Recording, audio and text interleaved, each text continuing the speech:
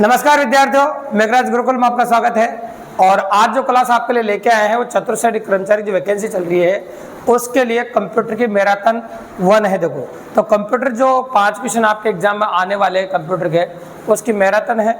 और उसमें #1 हम PIQ की लेके आए आपको प्रीवियस एग्जाम क्वेश्चन लेके आए आपके लिए।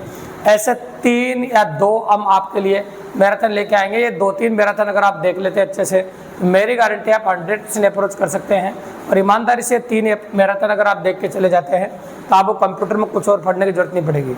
आपके 5 क्वेश्चन 100% सही हो जाएंगे, ये गारंटी है आपकी।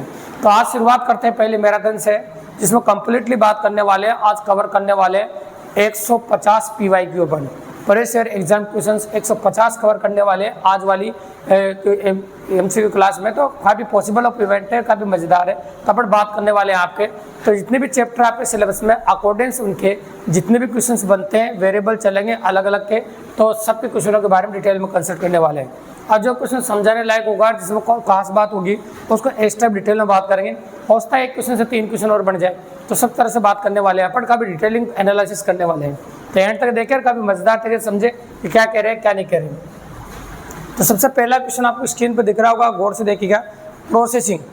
तो प्रोसेसिंग क्या होता है? जब इनपुट से आउटपुट, कंप्यूटर क्या करता है, इनपुट से आउटपुट डिवाइस तक अगर मान लो अपन को डेटा भेजते हैं या प्रोसेस टू से ट्रांसफरिंग करते हैं, इनपुट डिवाइस से आउटपुट डिवाइस तक डेटा को ट्रांसफर करना प्रोसेसिंग कहलाता है। ठीक है, कंप्यूटर में मतलब कैसा होता है प्रोसेसिंग?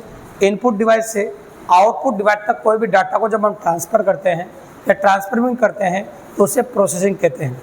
ठीक है, और वो प्रोसेसिंग का कार्य जो होता है वो CPU के माध्यम से होता है। भैया, प्रोसेसिंग का कार्य जो होता है किसके माध्यम से होता है? CPU के माध्यम से, क्योंकि CPU एक प्रोसेसिंग डिवाइस है।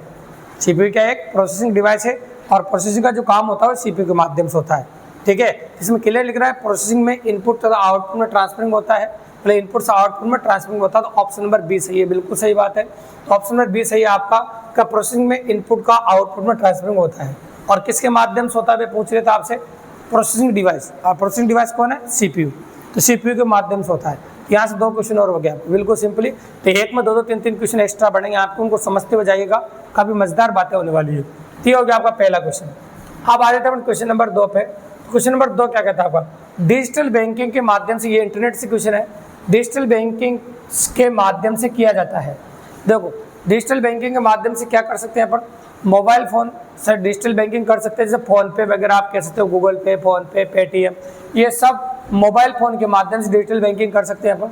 इसके बाद इंटरनेट के माध्यम से इंटरनेट बैंकिंग हो सकती है। इंटरनेट बैंकिंग के माध्यम से अपन कर सकते हैं डिजिटल बैंकिंग, और इन दोनों के माध्यम से कर सकते हैं, इसलिए आंसर आपका ये सभी, मतलब दोनों के माध्यम से हम डिजिटल बैंकिंग कर सकते हैं। मोबाइल फ़ोन के माध्यम से कैसे करेंगे? फ़ोन पे, गूगल पे, पेटीएम, अमेजन पे, पेपल, ये जितने भी आपके सामने हैं वो सारे मोबाइल फ़ोन के अंदर आ जाते हैं, और इंटरनेट बैंकिंग आ जाती है। इन दोनों के माध्यम से हम डिजिटल बैंकिंग कर सकते हैं। ठीक है, ये हो गया क्वेश्चन नंबर 2 आपका। अब आ जाते हैं क्वेश्चन नंबर 3 पे। तो क्वेश्चन नंबर 3 क्या कह रहा है आपका, नोटिस करना गौर से, काफ़ी मज़ेदार चीज़ है। इंटरनेट पर वेबसाइट सर्फिंग के लिए हम जिसका प्रयोग करते हैं उस एप्लीकेशन को क्या कहते हैं? तो देखो, एक बात याद रखिएगा, इंटरनेट पर वेबसाइट सर्फिंग के लिए जिसका हम प्रयोग करते हैं उस एप्लीकेशन को क्या कहते हैं? तो कुकीज़ तो क्या होता है कि फालतू चीज़ जो अपने आ जाती है ना, कंप्यूटर के अंदर जो फालतू चीज़ें आ जाती है, मतलब कैच मेमोरीज आ जाती है, तो वो कहलाती है कुकीज़। और याहू तो देखो क्या होता है, जैसे याहू मेल होता है, तो याहू एक तरह से सर्चिंग इंजन है, तो अपन सर्चिंग इंजन कह सकते हैं। याहू एक सर्चिंग इंजन है, लेकिन अपन ये कह रहे हैं एप्लीकेशन पूछ रहे अपन तो कौन सी एप्लीकेशन? सर्फिंग के लिए। तो सर्फिंग के लिए ब्राउज़र होता है भैया। सर्फिंग के लिए क्या होता है बताओ? जैसे गूगल क्रोम ब्राउज़र, है ना, ये सर्फिंग के लिए होता है, आप जानते हो। और ओपेरा मिनी सर्फिंग के लिए होता है ना, अपन कैसे मोजिला फायरफॉक्स, ये भी सर्फिंग के लिए होता है। तो सर्फिंग के लिए ब्राउज़र होते हैं भैया। याहू वगैरह ये सर्च इंजन है, और कुकीज़ क्या होता है? एक्स्ट्रा फालतू चीज़ें आ जाती है कंप्यूटर के अंदर, वो कुकीज़ कहलाती है। ठीक है, ऐसे इस प्रकार से। तो एग्जैक्ट आंसर होगा आपका ब्राउज़र। इंटरनेट वेबसाइट सर्फिंग के लिए जिसका प्रयोग किया जाता है उसे हम ब्राउज़र कहते हैं। एक ही क्वेश्चन को डिटेल में समझ रहे हैं, और एक ही क्वेश्चन को अभी कंसंट्रेट बात करें तो एक ही क्वेश्चन को गौर से देखिएगा। ये हो गया आपका क्वेश्चन नंबर 3, और एक ही क्वेश्चन में 2-2, 3-3 क्वेश्चन भी निकल रहे हैं, ताकि आप जो मेरी बातों को अगर एक एक को अच्छे सुना ना आपने, तो 1.5 से 5 हो जाएंगे। एक एक बात को अच्छे सुनेगा और प्रैक्टिकली अप्रोच हो रही है, गौर से देखिएगा। क्वेश्चन नंबर 4 कहता है आपका, ईमेल में BCC कॉलम का अर्थ है। ईमेल में BCC कॉलम का अर्थ है। तब ये ईमेल जब लिखते हैं तो बीसीसी, दो चीज़ें होती है, एक सीसी एक बीसीसी। सीसी का मतलब होता है कार्बन कॉपी और बीसीसी का मतलब होता है ब्लाइंड कार्बन कॉपी। ठीक है, दोनों का मतलब बता रहा हूँ मैं। ईमेल में दो चीज़ें लिखी होती है, सीसी लिखा होता है, सीसी का मतलब होता है कार्बन कॉपी, और एक लिखा होता है बीसीसी। बीसीसी का मतलब होता है ब्लाइंड कार्बन कॉपी। बीसीसी का मतलब क्या होता है? Blind carbon copy. Option number ब। तो आपका आंसर होगा ब्लाइंड कार्बन कॉपी। यार सीसी का पूछता तो कार्बन कॉपी, बिल्कुल सिंपल सी बात है। ये जैसे सीसी का पूछा है क्वेश्चन नंबर 5 में, देखो सीसी का कार्बन कॉपी, तो इसका आंसर हो गया आपका कार्बन कॉपी ईमेल में सीसी का मतलब। अब आ जाए क्वेश्चन नंबर 6, ईमेल एड्रेस के दूसरे हिस्से के साथ कौन सा शब्द जुड़ा है? दूसरे हिस्से के साथ कौन सा शब्द? डोमेन नेम जुड़ा होता है। क्या जुड़ा होता है? Domain name. ईमेल एड्रेस के दूसरे हिस्से के साथ डोमेन नेम जोड़ा जाता है। तो डोमेन दूसरे हिस्से के साथ क्या जुड़ा जाता है? डोमेन नेम होता है @gmail.com। तो जीमेल है ना, वो क्या है? डोमेन नेम आपको। तो ये दूसरे हिस्से के साथ डोमेन नेम जुड़ा होता है। ठीक है, डोमेन क्या है उसका? देश का नाम, लोकल एड्रेस वगैरह नहीं, डोमेन नेम जुड़ा होता है। चैटिंग कितने तरह की होती है? तो चैटिंग दो प्रकार की कर सकते हो भैया, चाहे अमेजोन से करो, चाहे आपकी मर्जी, मतलब जो भी आपको यूज़ करते हो आप, जैसे मतलब फोन, ये व्हाट्सअप वगैरह जिससे भी चैटिंग आप करते हो, मैसेंजर से करते हो, फेसबुक, तो दो तरह की आप चैटिंग कर सकते हैं। एक तो पब्लिक चैटिंग कर सकते हैं, प्राइवेट चैटिंग कर सकते हैं। पब्लिकली आप करोगे, आपकी चैटिंग कोई भी देख सकता है। हाँ, वो मैं जैसे कमेंट बॉक्स में कमेंट आते हैं, वो तो यूँ कह सकते हो आपका, वो तो पब्लिक चैटिंग हो गई, आपके कमेंट खोल के कोई भी देख सकता है। एक होती है प्राइवेट चैटिंग, जो मैसेंजर के माध्यम से आप करते हैं। तो दो तरह की चैटिंग होती है। चैटिंग कितने प्रकार है? दो प्रकार की, पब्लिक एवं प्राइवेट। तो आपका आंसर होगा पब्लिक एवं प्राइवेट। क्वेश्चन नंबर 8 कहता है आपका, पेज पृष्ठ को रिलोड करने हेतु बटन दबाया जाता है। तो आप पेज पृष्ठ को रिलोड करने के लिए रिलोड का बटन दबाएंगे और काय का दबाएंगे? यार बिल्कुल सिंपल क्वेश्चन है, इसमें कोई बड़ी बात नहीं। तो पेज पृष्ठ को रिलोड करने के लिए कौन सा बटन दबाते हैं? तो पेज पृष्ठ को रिलोड करने के लिए हम बटन दबाते हैं रीलोड का। रीलोड का बटन दबाया जाता है। काय का बटन दबाया जाता है भाई? रीलोड का बटन दबाते हैं। आगे सुनिए, इंटरनेट के जरिए लिंकों के संग्रहण से एक इंटरकनेक्टेड नेटवर्क सृजित हो जाता है, उसे क्या कहा जाता है? देखो सुनो, इंटरनेट के जरिए लिंकों के संग्रहण से एक इंटरकनेक्टेड नेटवर्क सृजित हो जाता है, उसे क्या कहा जाता है? तो आप www एक वेब कह सकते हो या वर्ल्ड वाइड वेब कह सकते हैं। तो भैया www का मतलब वर्ल्ड वाइड वेब होता है और ये एक वेब भी होती है, तो आप उपयुक्त सभी कह सकते हो आप। ठीक है, लिंकों का संग्रहण इंटरनेट कनेक्टिविटी के नेटवर्क पर सृजित हो जाता है, उसे कहते हैं www। इसका मतलब वर्ल्ड वाइड वेब भी होता है भी, और ये वर्ड होता है, इसका मतलब सभी हो गया उपयुक्त सभी। तो सबको हम प्रयोग में ले सकते हैं, मतलब सारे होते हैं आपके उपयुक्त सभी। आप देखिए क्वेश्चन नंबर 10, यूपीएस का पूरा नाम है। यूपीएस का होता है अनइंटरप्टेड पावर सप्लाई। यूपीएस की बहुत ज़्यादा जरूरत पड़ती है भैया। तो यूपीएस की फुल फॉर्म अगर कोई पूछ ले आप जवाब देना अनइंटरप्टेड पावर सप्लाई, है ना। यूपीएस की फुल फॉर्म पूछिए आपसे, तो यूपीएस लगाया जाता है कंप्यूटर के अंदर। क्यों लगाया जाता है? अचानक से लाइट चली जाए और अचानक से लाइट जाते हैं, कंप्यूटर जहाँ आप काम कर रहे हैं तो फिर वो काम क्या हाथों हाथ बंद हो जाता है, कंप्यूटर हाथों हाथ बंद होता है लाइट जाने के बाद। अगर आप चाहते हैं कि आपका कंप्यूटर हाथों हाथ लाइट जाने के बाद बंद नहीं हो, तो आप यूपीएस का प्रयोग करें। तो यूपीएस लगा रहेगा तो आपकी ये समझ लीजिएगा लाइट जाने के बाद में वो कंप्यूटर चलता रहेगा, मतलब होल्ड कर देगा, है ना। कहने का मतलब यूपीएस अनइंटरप्टेड पावर सप्लाई है जो आपको मिलती रहेगी, है ना। थोड़ा सा तो थोड़ा तो चल ही जाएगा, ये समझ लीजिए, आप कह सकते हैं अनइंटरप्टेड पावर सप्लाई होती है। ब्लू रे क्या है? ब्लू रे की अगर आप बात करें आपके सामने, हाँ ब्लू रे एक है अनपावर सिस्टम, अपर पावर सिस्टम। हाँ, तो ब्लू रे की बात कर लेते हैं, ये डिस्क होती है, एक तरह से मेमोरी है। ये ब्लू रे की बात करते हैं, ऑप्शन गलत लिखे गए, ब्लू रे एक मेमोरी है ना। अपन बात करते हैं ब्लू रे डिस्क क्या होती है? एक मेमोरी होती है, ठीक है। तो इस प्रकार से पॉसिबल है। ये एमसीआर में सी का पूरा क्या है? प्रूफ क्या है? एमसीआर में सी का पूरा है कंप्यूटर। एमसीआर में सी का फुल फॉर्म क्या है बताओ? कंप्यूटर, है ना। अपन कह सकते हैं आपके साथ एग्जैक्टली आंसर होगा आपका कंप्यूटर, ठीक है। तो एमसीआर में सी की फुल फॉर्म होगी कंप्यूटर। कंप्यूटर प्रिंटर किस प्रकार का डिवाइस है? तो प्रिंटर एक आउटपुट डिवाइस है भी। प्रिंटर के माध्यम से हमें आउटपुट प्रदान किया जाता है, और प्रिंटर के माध्यम से जब हमको आउटपुट प्रदान किया जाता है तब कह सकते हैं कि प्रिंटर एक आउटपुट डिवाइस है, ठीक है भाई। क्योंकि आपको प्रिंट निकल के सामने आती है तो आउटपुट मिलता है अपन को, इसका मतलब प्रिंटर एक आउटपुट डिवाइस है। क्वेश्चन नंबर 14 देखिए, ईमेल खाते में स्टोरेज एरिया होता है जिसे अक्सर क्या कहा जाता है? ईमेल खाते में स्टोरेज एरिया होता है भी। वास्तव में जो बहुत सारे पुराने ईमेल्स हैं उनको स्टोर करने के लिए ईमेल खाते में एक ईमेल स्टोरेज होता है जिसे मेल बॉक्स कहा जाता है। क्या कहा जाता है उसे? मेल बॉक्स कहा जाता है, उसे कहा जाता है मेल बॉक्स। तो मेल बॉक्स में बहुत सारे ईमेल इकट्ठे हो जाते हैं, बस इसकी लिमिट बढ़ जाती है तो फिर डिलीट करने पड़ते हैं, तो फिर नए भर सकते हो आप, ठीक है। तो मेल बॉक्स होता है जिसमें मेल इकट्ठे होते हैं। है ना, ये होता है। इसके बाद माइक्रोसॉफ्ट ऑफिस क्या है देखो, तो एक एप्लीकेशन सॉफ्टवेयर पैकेज है, ये कह सकते हैं अपन। माइक्रोसॉफ्ट ऑफिस है एक एप्लीकेशन सूट कह सकते हो, या एप्लीकेशन सॉफ्टवेयर पैकेज भी कह सकते हो आप, या तो एप्लीकेशन सूट कहो आप, या एप्लीकेशन सॉफ्टवेयर पैकेज भी कह सकते हैं। ये एक पूरा पैकेज होता है माइक्रोसॉफ्ट ऑफिस, जिसके अंदर आप जानते हैं MS Word, PowerPoint, Excel, है ना, ये सारे आ जाते हैं उसमें। जो कम्प्लीटली 5 होते हैं, 5 डाटाबेस भी आ जाता है, तो 5 आ जाते हैं इसमें। एक तरह से कंप्लीट पैकेज हमको दिया जाता है, वो होता है एक एप्लीकेशन सूट कह सकते हो, या एप्लीकेशन सॉफ्टवेयर पैकेज कह सकते हैं, ठीक है, कैसा होगा आपको। इसके बाद क्वेश्चन नंबर 16 क्या कह रहा है, लेन लोकल एरिया नेटवर्क से जुड़े कंप्यूटर तेज चल सकते हैं, इंफॉर्मेशन या पेरिफेरल उपकरण शेयर कर सकते हैं, ऑनलाइन जा सकते हैं, ईमेल कर सकते हैं। तो देखो लेन से जुड़े हुए जो होता है ना, इंफॉर्मेशन पेरिफेरल उपकरण शेयर कर सकते हैं, तो कोई भी उपकरणों को शेयर कर सकते हैं लेन से जुड़े हुए। मतलब लेन के माध्यम से एक से अधिक कंप्यूटर को एक साथ पैरेलल में चला सकते हैं। लेन के माध्यम से एक से अधिक कंप्यूटर को आप एक साथ चला सकते हैं, तभी कहते हैं लोकल एरिया नेटवर्क, मतलब इंफॉर्मेटिव या पेरिफेरल उपकरणों को शेयर कर सकता है। मतलब इस कंप्यूटर का डाटा उसमें चल सकते हैं, हाँ ना, क्योंकि जुड़े हुए लेन के माध्यम से। तो आंसर बिल्कुल सही है। इसके बाद आपके कंप्यूटर में निम्नलिखित में से कौन सी मेमोरी दर्शाता है। हमारा कंप्यूटर जो मेमोरी दर्शाता है वो रैम होता है अभी, है ना, वो होते हैं रैंडम एक्सेस मेमोरी। हमारा कंप्यूटर कौन सी मेमोरी दर्शाता है, रैंडम एक्सेस मेमोरी, स्पीड के लिए होती है अभी, स्टोरेज के लिए रोम होती है। मदरबोर्ड के कंपोनेंट के बीच इंफॉर्मेशन के माध्यम से ट्रेवल करता है, तो पेरिफेरल्स के माध्यम से नहीं करता है, बेसेज के माध्यम से नहीं करता है, वेब के माध्यम से करता है। तो मदरबोर्ड में कंपोनेंट के बीच इंफॉर्मेशन वेब के माध्यम से करता है। किसके माध्यम से करता है बताओ, वेब के माध्यम से करता है। ये हो गया आपका वेब के माध्यम से, ठीक है। इसके बाद 1 मेगाबाइट लगभग होता है। तो 1 मेगाबाइट की अगर हम बात करें आपके सामने, देखो अगर हम बात करें आपके सामने कैपिटली बात कर सकते हैं, देखो सुनो, लगभग की बात करें तो लगभग में जवाब दूंगा मैं आपके सामने, सुनना कुछ।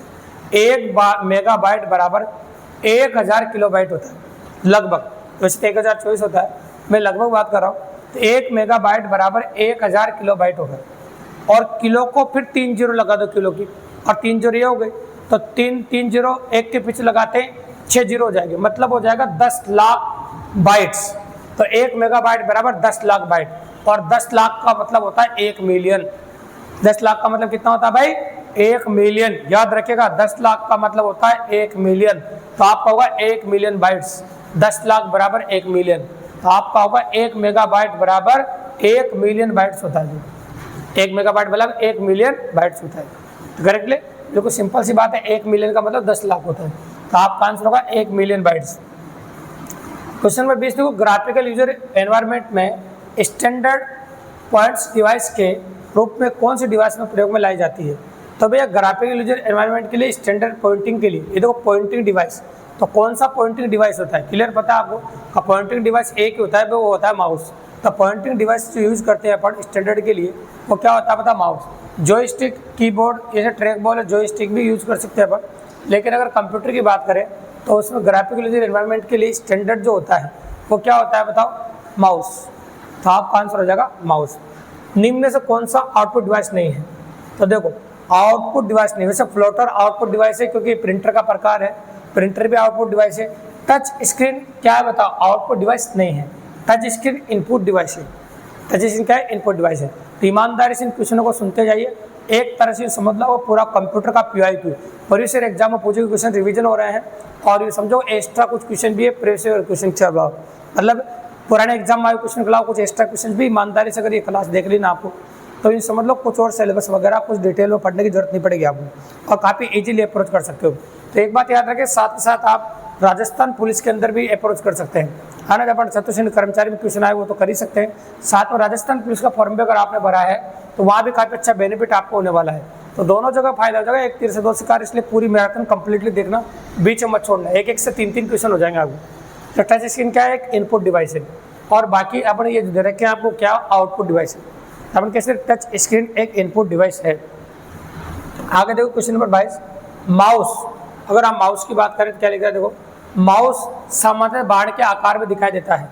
तो देखो मार्कर, मीटर, दर्शक, मार्कर, देखो माउस पॉइंटर होता है, तो वास्तव में बाढ़ के आकार में दिखता है, हाँ ना, तीर के आकार में दिखता है, ऐसे चलता रहता है।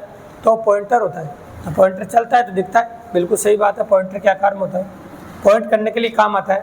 व्यक्तिगत कंप्यूटर सबसे साधारण स्टोरेज डिवाइस कौन सा है? तो सबसे साधारण देखो, ये तो अगर जिप किसी जिसकी बोलो तो पेन ड्राइव, ये तो क्या है कि अभी लेटेस्ट है। साधारण बात करो फ्लॉपी डिस्क भी है। व्यक्तिगत कंप्यूटर के लिए सबसे आसान और सबसे अच्छा है फ्लॉपी डिस्क, सबसे पहले से चला आ रहा है, तो आप फ्लॉपी डिस्क का प्रयोग कर सकते हैं। ठीक है, ये क्वेश्चन नंबर 23 है। अब आ जाओ क्वेश्चन नंबर 24। कंप्यूटर्स के लिए निम्न में से कौन से डिजिटल इनपुट डिवाइसेज हैं? तो स्कैनर डिजिटल इनपुट डिवाइस है। स्कैनर इनपुट डिवाइस होता है। माइक्रोफोन जो मेरे लगा हुआ आप नोटिस कर रहे हैं, और ये भी एक इनपुट डिवाइस है। मैं इसमें इनपुट दे रहा हूँ ताकि आपको मोबाइल में आपको स्पीकर के माध्यम से आउटपुट मिल रहा है। स्पीकर का आउटपुट डिवाइस है, और जो माइक्रोफोन जो मैंने लगा रखा है ये इनपुट डिवाइस है। तो माइक्रोफोन भी इनपुट डिवाइस है। स्कैनर जिसे स्कैन करते हैं बाद में कंप्यूटर में दिखाई देता है, ये भी आपका क्या है? इनपुट डिवाइस है। डिजिटल कैमकोडर, ये भी डिजिटल कैमकोडर होता है वीडियो वगैरह बनाने के लिए, ये भी एक इनपुट डिवाइस है। हम डिजिटल वीडियो बनाते हैं, तो ये सारे सब क्या है? इनपुट डिवाइस है। इनके माध्यम से हम इनपुट प्राप्त करते हैं। इनके माध्यम से क्या प्राप्त करते हैं? इनपुट। तो इसलिए आंसर होगा ये सभी। इंटरनेट पर सर्वर से कंप्यूटर द्वारा सूचना प्राप्त किए जाने की प्रक्रिया को डाउनलोडिंग कहते हैं भी। इंटरनेट से सर्वर के माध्यम से कोई भी चीज़ अपन लेते हैं हमारे कंप्यूटर में, और लेना जरूरी होता है, लेते हैं अपन, तो उस प्रोसेस को हम डाउनलोडिंग करते हैं। भले वो 1 MB की फाइल हो, 50 KB की हो, या फिर आप कहो 100 MB की हो, 1000 MB की हो, GB में हो, कितनी बड़ी फाइल हो, तो उस प्रोसेस को हम डाउनलोडिंग कहते हैं। तो डाउनलोड होगा तभी आपके कंप्यूटर में आएगा भी। ब्राउज़र पोस्ट न्यूज़लेटर बनाने के लिए किस प्रकार का सॉफ्टवेयर सबसे ज़्यादा उपयोगी होता है? तो स्प्रेडशीट सॉफ्टवेयर तो क्या सीट बनाने काम आता है भी, और ये होता है डेस्कटॉप पब्लिशिंग सॉफ्टवेयर होता है। ये अलग ही सॉफ्टवेयर होता है, डेस्कटॉप पब्लिशिंग सॉफ्टवेयर होता है। इसके माध्यम से ब्राउज़र पोस्ट न्यूज़लेटर बनाने का काम आता है। ठीक है, ये थोड़ा अच्छा क्वेश्चन है, तो किसी बड़े एग्जाम में पूछा है क्वेश्चन, तो पोर्टेबल इवेंट है। स्प्रेडशीट सॉफ्टवेयर में डाटा कैसे ऑर्गेनाइज होता है? लाइन एंड स्पेसेस में। अपन कहते हैं डाटा कैसे ऑर्गेनाइज होता है? लाइन एंड स्पेसेस में। हाइट एंड विड्थ में नहीं होता है, लाइन एंड स्पेसेस में होता है। ठीक है, याद रखना। स्प्रेडशीट में क्या बनती है? सीटें बनती है, लाइन की जरूरत पड़ती है स्पेस के साथ, तो लाइन एंड स्पेस होती है। दूध का हिसाब वगैरह उसमें रख सकते हैं। वो एक्सेल वर्कबुक संग्रह है, चार्ट का, वर्ड बुक का, इनमें से कोई नहीं, ये वर्कशीट का। तो बिल्कुल सही बात है, वर्कशीट का संग्रह होता है। बहुत सारी शीटें बना सकते हो आप। तो एक्सेल में एक वर्कबुक कंप्लीटली बनती है बहुत सारी शीटों से, और एक फाइल से एक सीट बनती है। एक फाइल से क्या बनती है? एक सीट बनती है।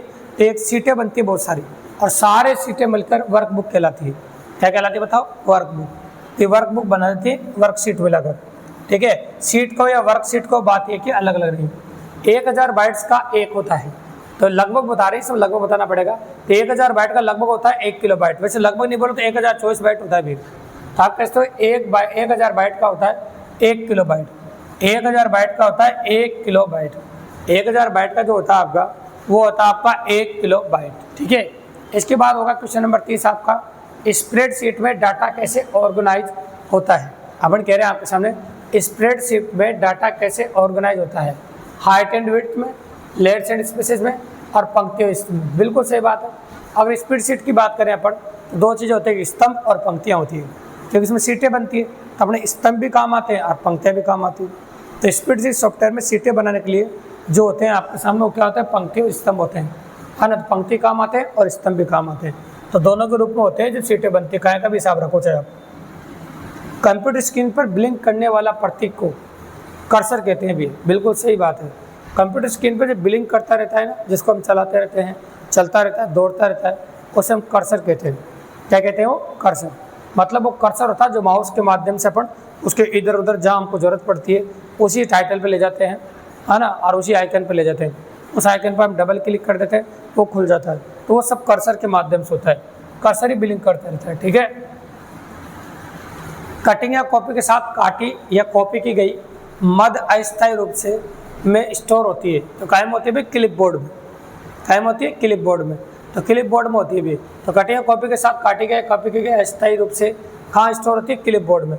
तो क्लिपबोर्ड ही ऐसा फंक्शन होता है जिसमें कट, कॉपी, पेस्ट सभी होते हैं। कट भी होते हैं, कॉपी भी होते हैं, पेस्ट भी होते हैं, सब क्लिपबोर्ड के अंदर होते हैं अभी। ये हो गया वो क्वेश्चन नंबर 22। अब 22 के बाद अब 32, अब आ जाता 33 number. Secondary memory side main memory से बहुत बड़ी होती है, परंतु उसकी रफ्तार कैसी होती है? तो भी आप जानते हैं secondary memory side main memory से बहुत बड़ी होती है, लेकिन एक खास बात होती है BFC की, वो बहुत तेज़ होती है। तो सेकेंडरी मेमोरी का प्रयोग SSD का इसलिए किया जाता है कंप्यूटर की स्पीड को बढ़ाने के लिए, ठीक है। तो बहुत तेज़ स्पीड होती है उसकी, तो कंप्यूटर की स्पीड को बढ़ा देते हैं उससे। कैश मेमोरी क्या है? डायरेक्ट मेमोरी है, इनडायरेक्ट मेमोरी है, मुख्य मेमोरी है। या कैश मेमोरी की बात करें तो CPU और मेन मेमोरी के बीच स्थित धीमी मेमोरी है। तो अगर कैश मेमोरी की हम बात करें तो कैश मेमोरी जो होती है ना, तो अपन कह सकते हैं CPU और मेन मेमोरी के बीच में जो मेमोरी होती है धीमी मेमोरी, उसे कहते हैं कैश मेमोरी। तो ये जरूर थोड़ा सा ध्यान रखना पड़ेगा आपको, CPU और मेन मेमोरी के बीच स्थित धीमी मेमोरी को हम कहते हैं कैश मेमोरी। क्वेश्चन नंबर 35 देखो, और कह रहे हैं अपन डाटा इनपुट करने के लिए बार बार प्रयोग में आने वाले हार्डवेयर का भाग क्या कहलाता है? डाटा इनपुट करने के लिए बार बार प्रयोग में आने वाले हार्डवेयर का भाग क्या कहलाता है? ठीक है, इसे क्या कहलाता है बताओ? कर्सर कहलाता है, डिस्क कहलाता है, हार्ड कॉपी कहलाता है, या फिर कीबोर्ड कहलाता है? तो अपन कह रहे हैं आपके सामने क्या कहलाता है? डाटा इनपुट करने के लिए बार बार प्रयोग में आने वाले हार्डवेयर का भाग क्या कहलाता है? कीबोर्ड कहलाता है, कर्सर कहलाता है, डिस्क कहलाता है, या फिर हार्ड कॉपी कहलाता है? तो क्या कहलाता है बताओ? कीबोर्ड कहलाता है। क्या कहलाता है? क्या कह सकते हैं? कीबोर्ड कहलाता है। ठीक है, आगे देखो, स्क्रीन या मॉनिटर भी कह सकते हैं, तो डिस्प्ले को कह सकते हैं। डिस्प्ले में दिखाते थे, स्क्रीन या मॉनिटर कहलाता है आपका डिस्प्ले। तो आपका आंसर होगा डिस्प्ले। बिल्कुल सिंपल छोटे छोटे सवाल भी कुछ और कुछ बड़े भी है। तो डायरेक्ट ALU ऑपरेशन करता है। ALU क्या करता है? अर्थमेटिक ऑपरेशन करता है, मतलब गणनाएं करता है। ALU की फुल फॉर्म क्या होती है? Arithmetic logic unit. और ये CPU के अंतर्गत आती है, और इसकी फुल फॉर्म होती है ALU की अर्थमेटिक लॉजिक यूनिट। इसके माध्यम से गणनाएं की जाती है, मतलब अर्थमेटिक काम की जाती है। तो अर्थमेटिक ही आपका आंसर है। तो दुनिया के पहले कंप्यूटर का निर्माण करने का मकसद भी गणना करना ही था भी। तो ALU का विकास वहाँ से हुआ था। तो कह सकते हैं अपन तो दुनिया का जो पहला कंप्यूटर बना था उसका मकसद भी गणना करना ही था। तो अपन कह सकते हैं कि ALU में अर्थमेटिक काम होते हैं, मतलब जोड़ घटाव गुणा भाग।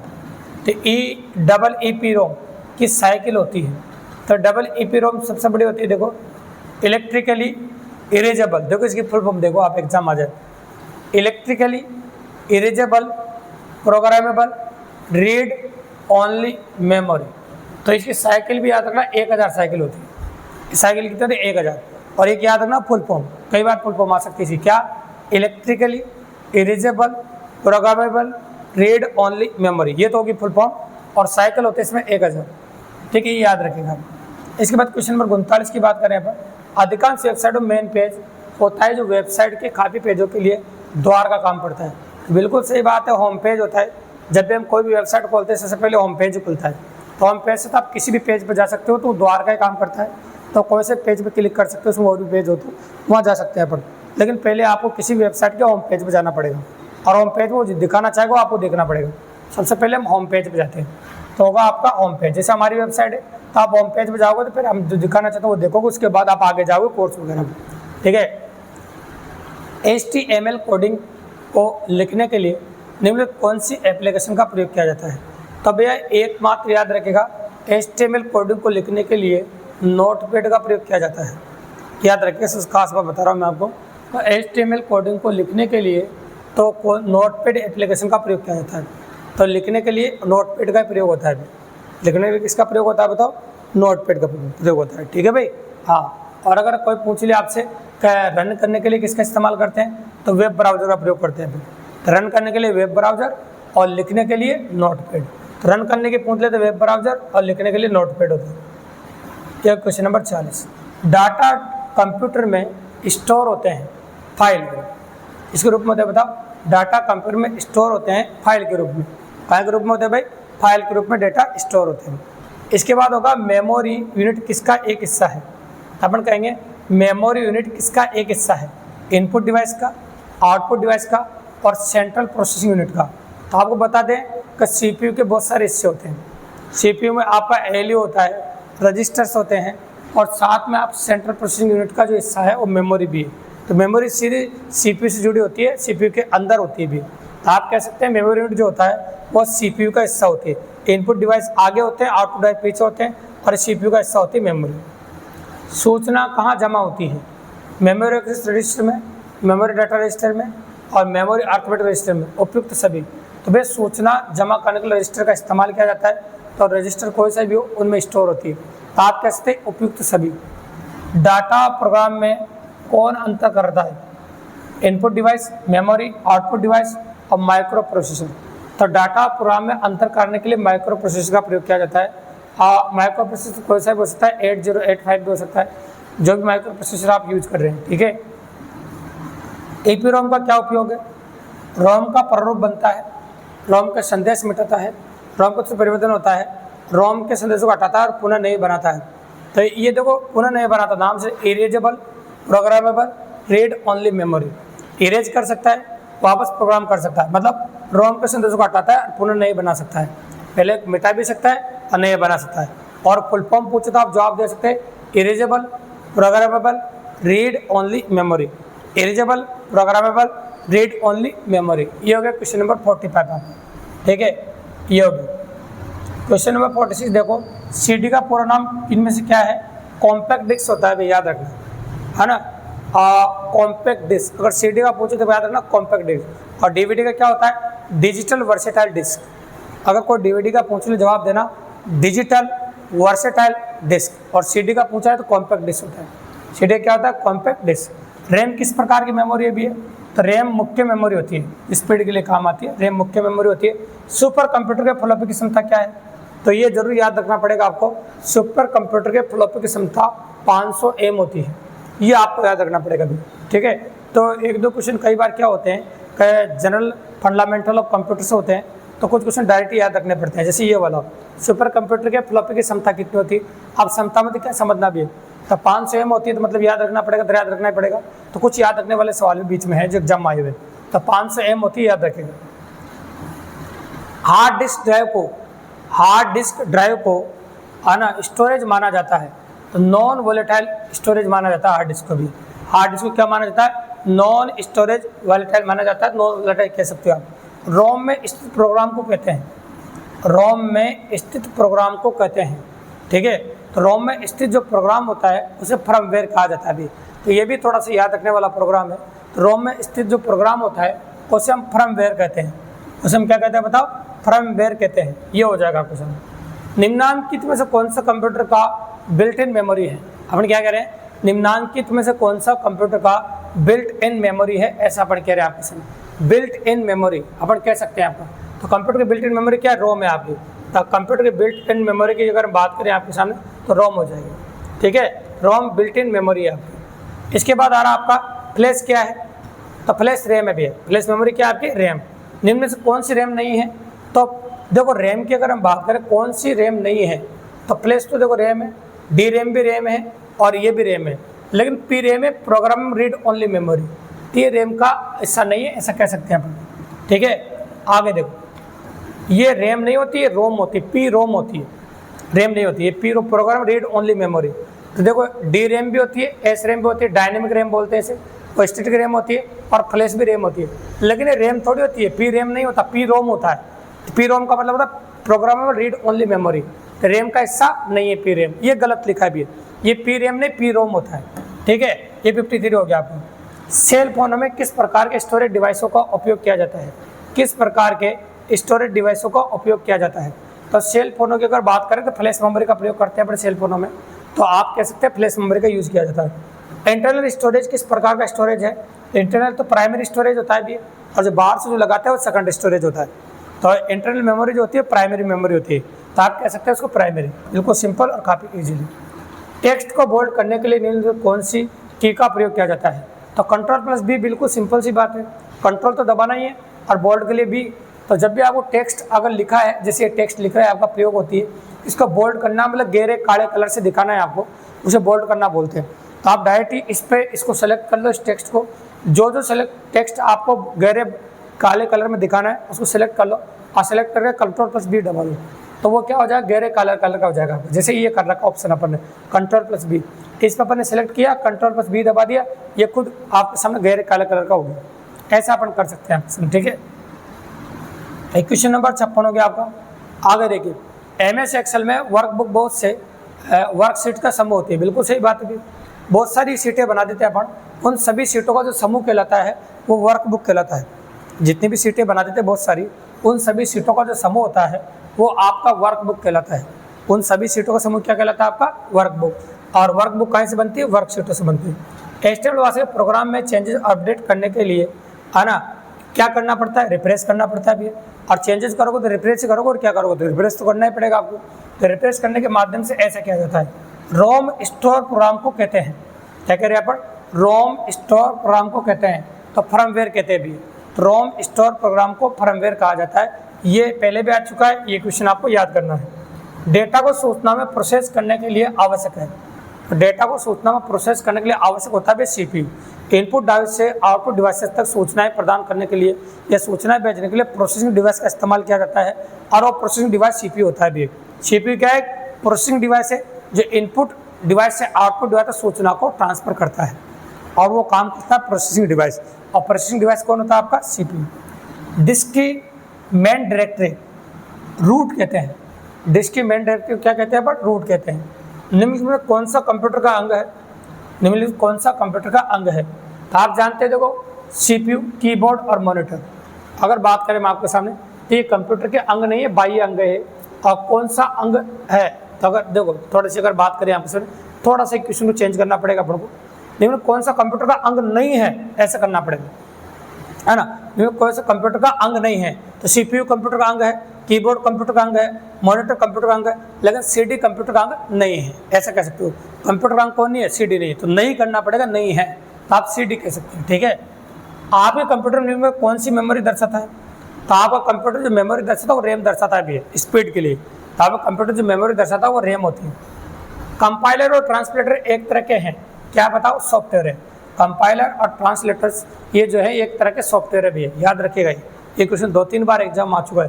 तो ये दोनों सॉफ्टवेयर है भी, दोनों क्या बताओ? सॉफ्टवेयर है। डाटा रिप्रेजेंटेशन नंबर सिस्टम पर आधारित होता है, जो सभी डाटा को रिप्रेजेंट करने के लिए 2 नंबरों का प्रयोग करता है। एक तो बाइनरी, देखो बाइनरी के इधर data represent binary number system पर आधारित होता है, जो सभी डाटा को रिप्रेजेंट करता है, तो आप बाइनरी कर सकते हैं।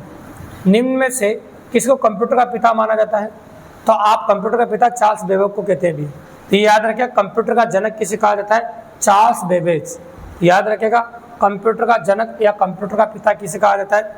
Charles Babbage. ये एक गणितज्ञ थे जिन्होंने सबसे पहले कंप्यूटर बनाया था, जो साइज में काफ़ी बड़े थे भी। तो बाद में धीरे धीरे आविष्कार हुआ और कंप्यूटर की 5 पीढ़ी जो लेटेस्ट स्पीड चल रही है AI, वो आई है। रैम का एक प्रकार नहीं है, तो अगर 64 मेगावाट के ये रैम का एक प्रकार नहीं है, तो आप कह सकते हो रैम कभी क्या मेगावाट में होती है, कभी रैम का एक प्रकार नहीं है, तो 574 मेगावाट। तो अगर रैम की अगर हम बात करें तो मेगाबाइट क्यों कहो, वाट ने मेगाबाइट 64, 32, 128, 256, 1024 इस फॉर्म में होता है, बिल्कुल सही बात है। लेकिन यहाँ पर 574 लिखा, ये गलत है। वाट में मेगाबाइट किस, वाट नहीं होता है। इंटरनेट का विकास किस वर्ष में हुआ था भैया? तो इंटरनेट का विकास हुआ था 1969 में भी। वैसे इंटरनेट के बारे में 1965 में सोच लिया गया था अमेरिका में, और ये डार्पा नेट के नाम से वहाँ पर विकसित हुआ था। ये डिफेंस के सेक्टर में आए थे, इसलिए डार्पा नेट बोलते थे। फिर ये आरपा नेट हुआ, और लोगों को बेचने के हिसाब से 1969 में इंटरनेट का विकास हुआ। इसको इंटरनेट नाम दिया गया 1969 में, तो और देशों को भी बेचा गया। वैसे 1965 में इसके बारे में सोच लिया गया था पहले अमेरिका में, क्योंकि वहाँ पर कोई था, प्लेन क्रैश हो गया था और तो उसको देख नहीं पाते, इसकी ज़रूरत पड़ी तो एक डार्पा नेट का निर्माण किया, जिसके माध्यम से रडार मारे हुए जितने एरोप्लेन हैं उनका पता लगाया जा सकता था। तो उसके माध्यम से उन्होंने सोचा है तो बहुत अच्छा जरिया है। तो जब इंटरनेट का विकास हुआ था उस टाइम पे बिल्कुल भी नहीं सोचा था कि इंटरनेट के माध्यम से इतने सारे काम होंगे। इसका प्रयोग सिर्फ रक्षा के सेक्टर में किया गया था डार्पा नेट के नाम से।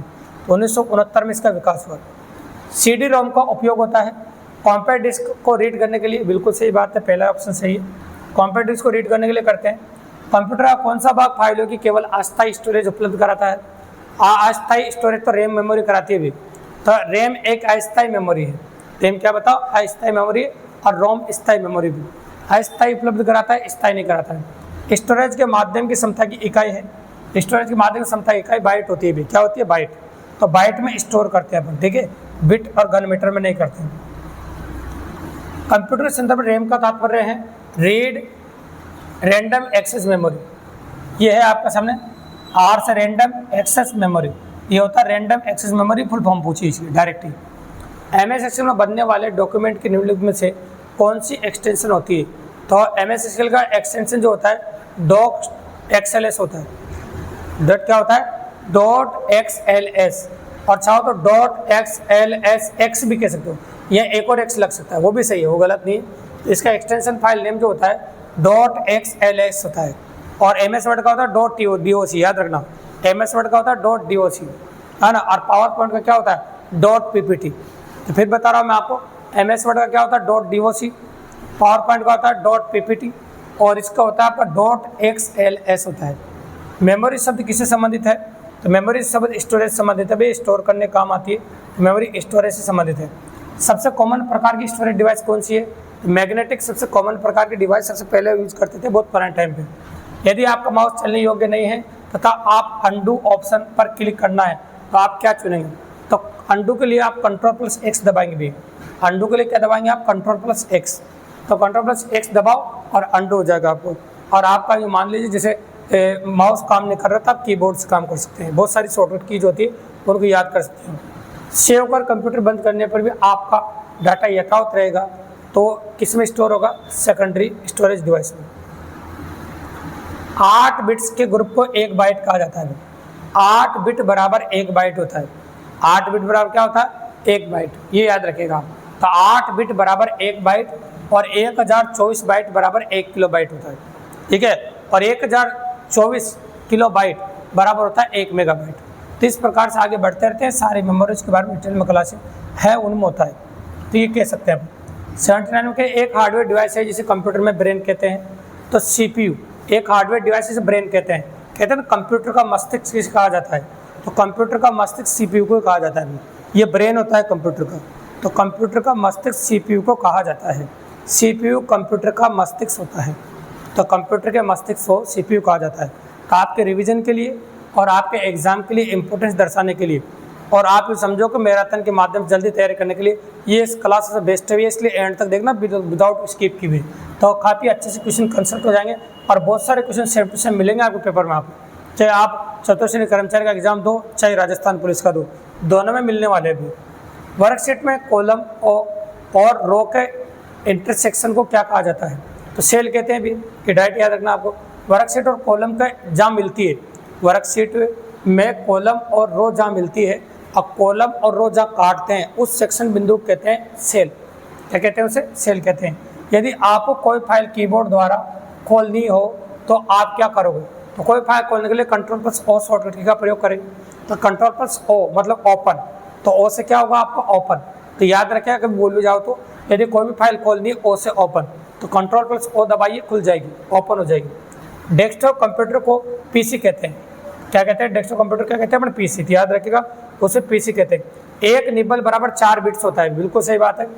एक निबल बराबर 4 बिट्स होता है। अभी थोड़ी देर पहले बताया था मैंने आपको, 8 बिट्स बराबर 1 बाइट होता है।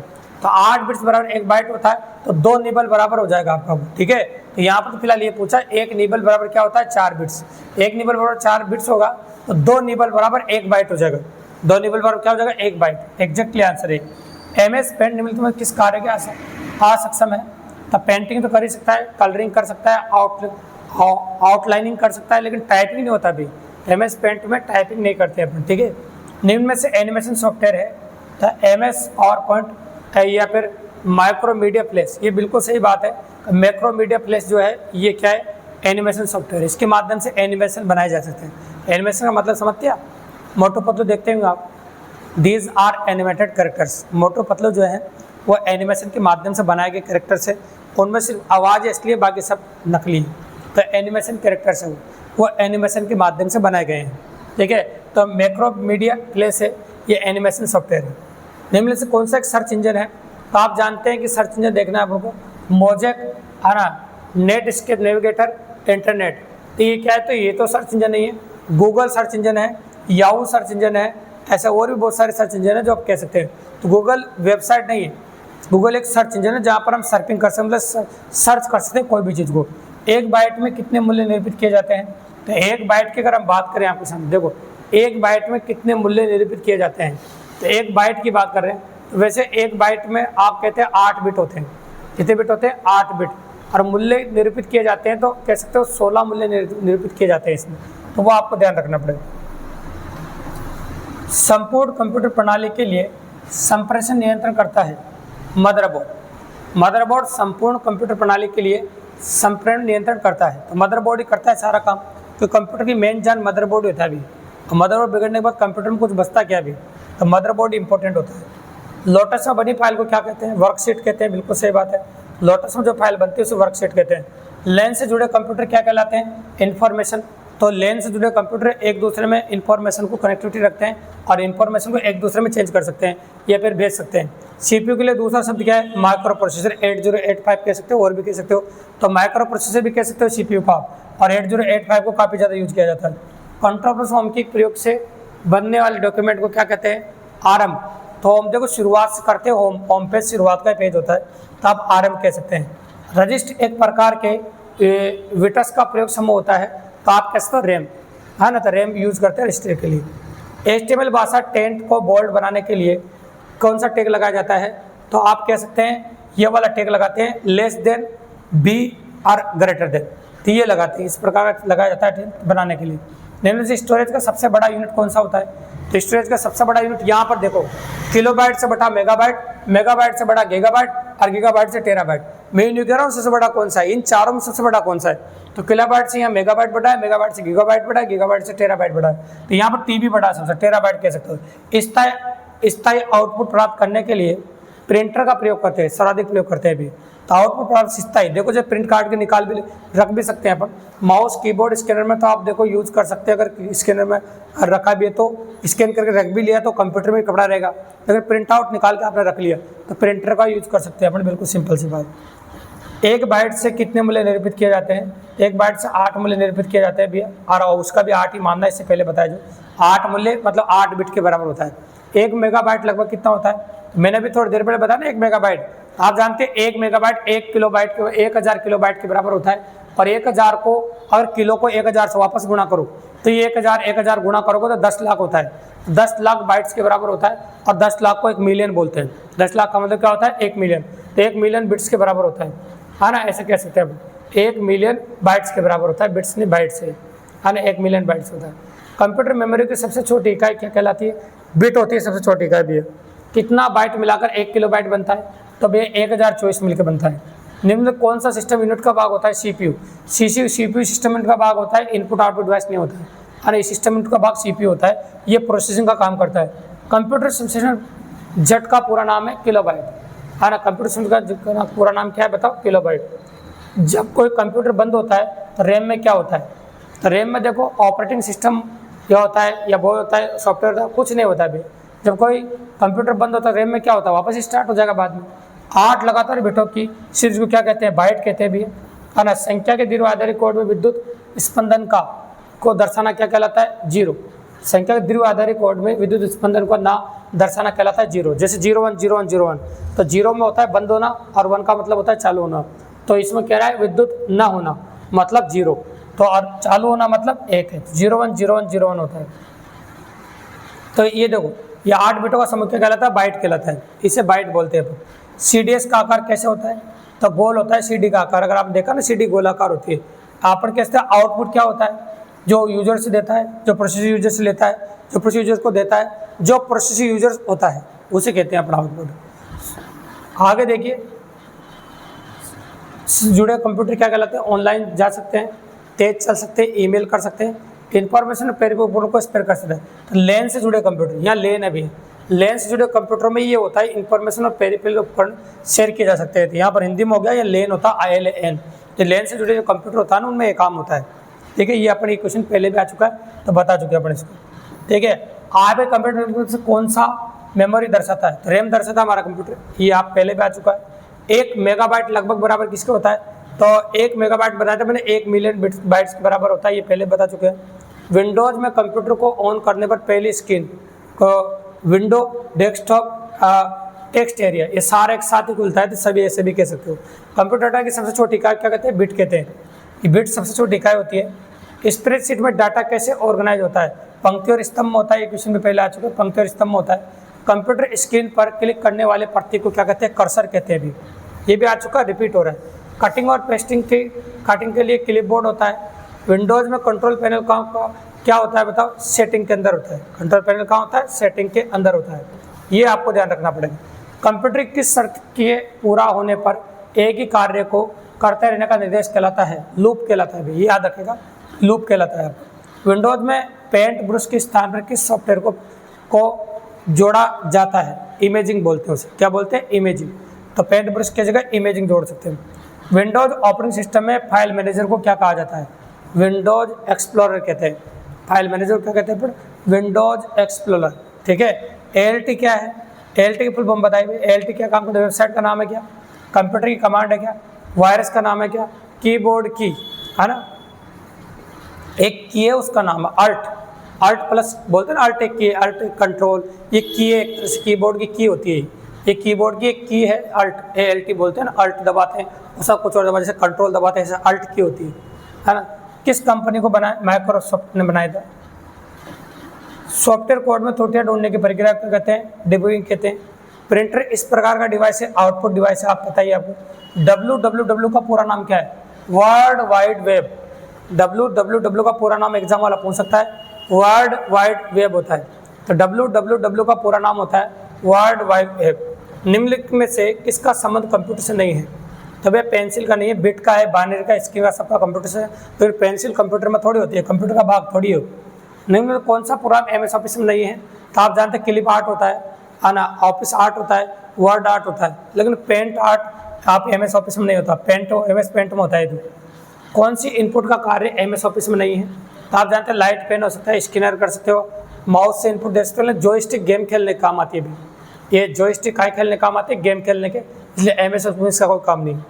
एक छोटा इमेज है जो किसी प्रोग्राम इंस्ट्रक्शन फाइल या किसी अन्य ऑब्जेक्ट का प्रतिनिधित्व करता है। तो आइकन करता है भी है। आइकन पर जैसे डबल क्लिक करते हो आपका जो आप खोलना चाहते हो खुल जाता है। तो आइकन ही प्रतिनिधित्व करता है। जैसे कंप्यूटर लिख रहा है माई कंप्यूटर, अब माई कंप्यूटर प्रतिनिधित्व कर रहा भी है। तो माई कंप्यूटर जैसे क्लिक करोगे अंदर आपके जितने भी ड्राइव्स है वो खुल जाएगी कंप्यूटर में। कंप्यूटर का सबसे छोटा स्टोरेज यूनिट क्या कहलाता है? तो बिट कहलाता है। पहले बता चुके। MS-DOS का आखिरी वर्जन कौन सा है? MS-DOS का आखिरी जो वर्जन है आपका वो है भाई आपका, देखो अभी जो चल रहा है 6.22 आना, तो ये कह सकते हैं वो आखिरी वर्जन है। उसके बाद और भी वर्जन आगे होंगे, आप ऑनलाइन देख सकते हैं। ये थोड़ा सा पुराना है, पेपर में पुराना आया हुआ क्वेश्चन है, इसलिए आप कह सकते हैं वो वर्जन 6.22 बताया। बाकी इसके बाद और भी वर्जन आ गया तो आप सर्च करना MS-DOS का लास्ट वर्जन कौन सा है तो वो देख लेना। प्रोग्रामों का समूह जो आपकी कंप्यूटर सिस्टम के चलने को कंट्रोल करता है, सूचना प्रोसेस करता है, उसे कहते हैं ऑपरेटिंग सिस्टम। भैया ऑपरेटिंग सिस्टम कंप्यूटर या मोबाइल की आत्मा होता है भी। ऑपरेटिंग सिस्टम जो होता है वो कंप्यूटर या मोबाइल की आत्मा होता है, और आत्मा के बिना शरीर चलता नहीं। उसी प्रकार से ऑपरेटिंग सिस्टम के बिना मोबाइल कंप्यूटर डब्बा है 10-20 रुपये में बिकने वाला, और कुछ भी नहीं। कंप्यूटर के ब्रेन को क्या कहा जाता है? CPU कंप्यूटर का ब्रेन है ना। और DOS का पूरा नाम क्या है? Disk operating system. DOS का पूरा नाम क्या है? Disk operating system. Disk operating system हो रहेगा तो डिस्क ऑपरेटिंग सिस्टम DOS का पूरा नाम। मॉडेम किसके साथ कनेक्ट किया जाता है? तो मॉडेम फोन लाइन के साथ किया जाता है, जैसे प्रिंटर मदरबोर्ड पर नहीं। तो मॉडेम काम आता है इंटरनेट चलाने के लिए, तो फोन लाइन के साथ कनेक्ट किया जाता है, ऐसा कह सकते हैं हम। लेटर, नंबर और सिंबल इन सभी को किस ग्रुप में रखा जाता है? तो फॉन्ट में रखा जाता है भी। रिसाइकिल बिन को कैसे खाली करते हैं? तो empty कमांड डाल दो और रिसाइकिल बिन खाली कर दो। तो empty कमांड डालकर रिसाइकिल बिन को खाली कर सकते हो आप, ठीक है। विंडो में माई ब्रीफकेशन का प्रयोग किया जाता है नेटवर्क पर, ये डायरेक्ट है। ये क्वेश्चन भी आपको याद रखना है क्योंकि याद रखने वाला सवाल था आपका। यूनिक्स का विकास कब हुआ था? 1969 में हुआ था भी। आप जानते हैं कि इंटरनेट का विकास भी 1969 में हुआ था और यूनिक्स का भी 1969 में हुआ था, ठीक है। दोनों का सेम याद रख सकते हैं आप। लाइनेक्स क्या है? एक ऑपरेटिंग सिस्टम है लाइनेक्स, आप जानते हो है ना, तो जोड़ने के लिए यूज किया जाता है लाइनेक्स का। पहले से ऑन कंप्यूटर को रिस्टार्ट करने को क्या कहते हैं? वार्म बूटिंग कहते हैं भी। तो पहले से स्टार्ट है कोई कंप्यूटर उसको दोबारा स्टार्ट करें तो उसे वार्म बूटिंग बोलते हैं। बूटिंग करते हैं, लेकिन कौन सी बूटिंग करते हैं? वार्म बूटिंग, है ना। टैब की का प्रयोग किस लिए किया जाता है? देखो टैब की बोल रहे हैं, टैब की का कर्सर का स्क्रीन पर चलाने के लिए, पैराग्राफ इंटेंट करने के लिए, तो दोनों को करते हैं केवल आ और ब भी। तो जैसे मान लो सपोज करो कि आपका कीबोर्ड खराब हो गया और आपको कर्सर को चलाना है, तो कर्सर को चलाने के लिए आप टैब की का प्रयोग कर सकते हैं, है ना। रिलेटेड फाइलों को कलेक्शन को रिकॉर्ड कहा जाता है। बिजली बंद कर दिए जाने के बाद स्टोरेज को अपना डाटा रखती है, नॉन वोलेटाइल स्टोरेज उसे कहते हैं, ठीक है। निम्न से कौन सी कनेक्टिविटी का उदाहरण कौन सा है? इंटरनेट। इंटरनेट कनेक्टिविटी का उदाहरण भी है क्योंकि इससे इंटरनेट से कनेक्टिविटी होती है, बाकी पावर कार्ड, डाटा, डिस्क इनसे कनेक्टिविटी नहीं होती है। शट डाउन से तात्पर्य बताइए, मॉनिटर बंद करना, कंप्यूटर खोलना, कंप्यूटर बंद करना। शट डाउन का मतलब है कंप्यूटर को बंद कर देना, तो कंप्यूटर बंद करने के लिए शट डाउन का इस्तेमाल करते हैं भी, है ना। टाइम शेयरिंग सर्वाधिक उपयुक्त है, तो छोटे कार्यों के लिए, बड़े कार्यों के लिए, आसान व छोटे कार्यों के लिए। तो टाइम शेयरिंग अगर उसका यूज़ करें अपन तो आसान और छोटे कार्यों के लिए यूज़ कर सकते हैं, सिर्फ आसान और छोटे कार्यों के लिए यूज़ कर सकते हैं। कौन सा सॉफ्टवेयर कंप्यूटर के हार्डवेयर को नियंत्रित करता है? तो सिस्टम सॉफ्टवेयर कंप्यूटर के हार्डवेयर को नियंत्रित करता है। अभी सिस्टम सॉफ्टवेयर के माध्यम से कंप्यूटर के हार्डवेयर को नियंत्रित किया जा सकता है। छोटे सिंगल साइट नेटवर्क निम्न में से किसे कहते हैं? तो लेन को कहते हैं, ठीक है। और अगला क्वेश्चन आपका, कंप्यूटर डाटा स्टोर करने और गणनाएं करने के लिए नंबर सिस्टम का प्रयोग किया जाता है, तो बाइनरी सिस्टम का। तो आप जानता है हमारा जो कंप्यूटर है वो बाइनरी भाषा को समझता है। अभी कौन सी भाषा समझता है? बाइनरी, 010101। इनपुट हम कोई सी भाषा में दे, लेकिन जो कंप्यूटर डिवाइस है, CPU है, उसको बाइनरी भाषा में बदल देता है, क्योंकि कंप्यूटर जो बदलता है ना बाइनरी भाषा, है ना, समझता है, तो इसलिए बाइनरी भाषा में रीड करना पड़ता है। तो आपका आंसर होगा बाइनरी। तो देखो अपने पहली मैराथन जो आपके सामने लिए कंप्यूटर की, उसमें 150 क्वेश्चन समझे। इसी प्रकार के हम 2 मैराथन और लाएंगे आपके लिए 150 क्वेश्चन की। अगर ये तीनों मैराथन आपने कंप्लीट देख ली दोस्तों, तो आपको राजस्थान पुलिस के लिए अलग से कुछ पढ़ने की जरूरत नहीं है, चतुर्थ कर्मचारी के लिए भी अलग से कुछ पढ़ने की जरूरत नहीं है। ये जितने भी चैप्टर अपने 6-7 चैप्टर, उन सभी का समावेश एक साथ आ गया आपका, और सभी को एक साथ कंडक्ट कर दिया। क्योंकि प्रवेश एग्जाम क्वेश्चन से पुराने एग्जामों में, भारत के टॉप मोस्ट एग्जाम में और भारत के स्टेट लेवल एग्जाम में, राजस्थान के सब में आ चुके हैं। देखो द पॉसिबल इवेंट क्वेश्चन से जो सर्च करके आपके लिए लेके आए हैं। तो अगर वीडियो पसंद आए और अच्छा लगा हो तो चैनल को सब्सक्राइब करना दोस्तों, लाइक करना, शेयर करना, और अपने और दोस्तों को ज़्यादा से ज़्यादा बताना ताकि सबको मदद मिल सके और अपनी तैयारी को नए चांद के साथ नए अंजाम दे सके दोस्तों। धन्यवाद।